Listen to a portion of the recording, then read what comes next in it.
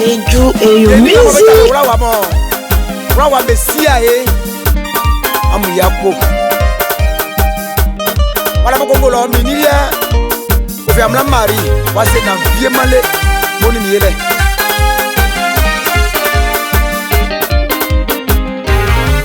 Milia buke mayo pao.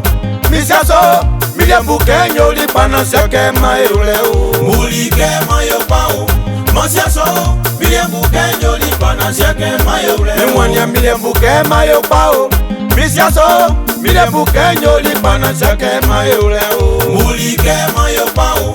Masiaso milia buke nyoli pana seke mayo leo. Mwanya chapale ngambaliye. Mi bale sui mi uniele iklumbaliemu. Mi wania chapanga mombaliye. Mi bale sui ade bale iklumbaliemu. Isoti miesu krebe ole. Koko ina aima miama besati. Mi wania misu krebe jumatile. Koko ina aima miama besao. Mi wania ke kof jesu loin. Ye bubulai mi wama krebe vieo. Mi wan ke su bakrosai. Iye swalai mi wama krebe viesa. Auronu nyanya jumatile mu. Mi wane makrebe vieo. Isonga mami yolile. Bakangamu bafami dumasa. Bafama be mamilo. Okwe mizwa mi wane otike mariemu. Momilie kula be mro mro mro. Oui mituma o. Mituma. Mituma. Milie buke mayo pao. Nia milie buke mayo pana seke mayo rete.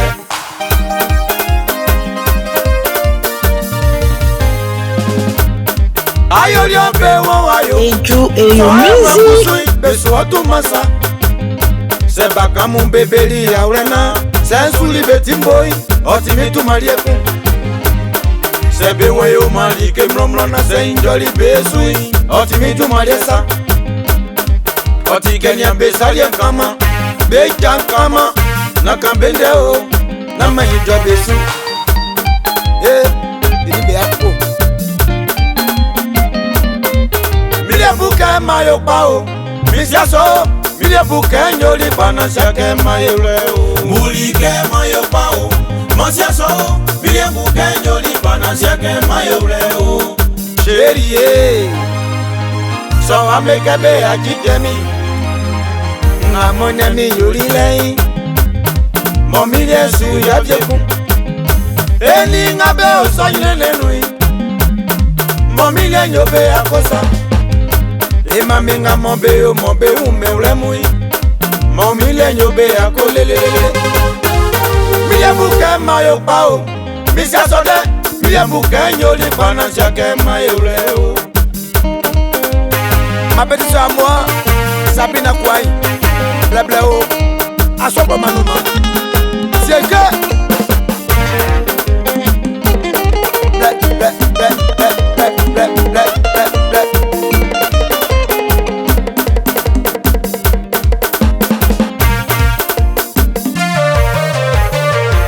Eju eyo music. Beye be opa. Be wan be prima soleil. Nante besu. Nanya bela. Yaji bela o. Be so tuma o. Be fa tuma ko.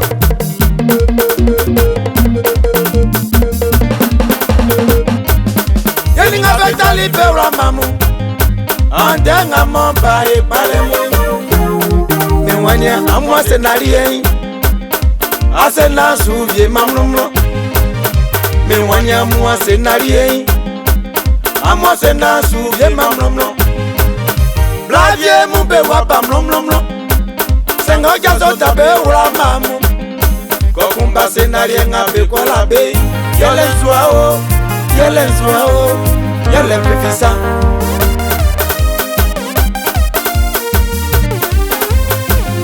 Sasi keli ke nga masu yolei. Otili ke pana.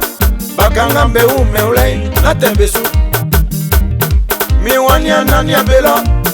Satalo kwa minilie mbongula jele. Mulike mayo pao. Masiaso milia buke nyoli pana seke mayo Mila wa jan parfait. On s'en m'a oufoué. Tibo kono manuma. c'est un viement. Eric Obénion. Mais ton lié. L'on a quoi un Jacob. La Laswo. Le papa Alfonso. Il est manger de toi. Ouamoua. Mais il nous fait plaisir.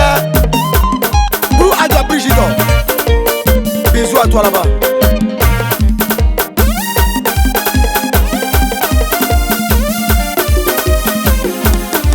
Mulike mayo pao, masiaso, biliengu kenyo li panansia ke mayo leo. Mulike mayo pao, masiaso.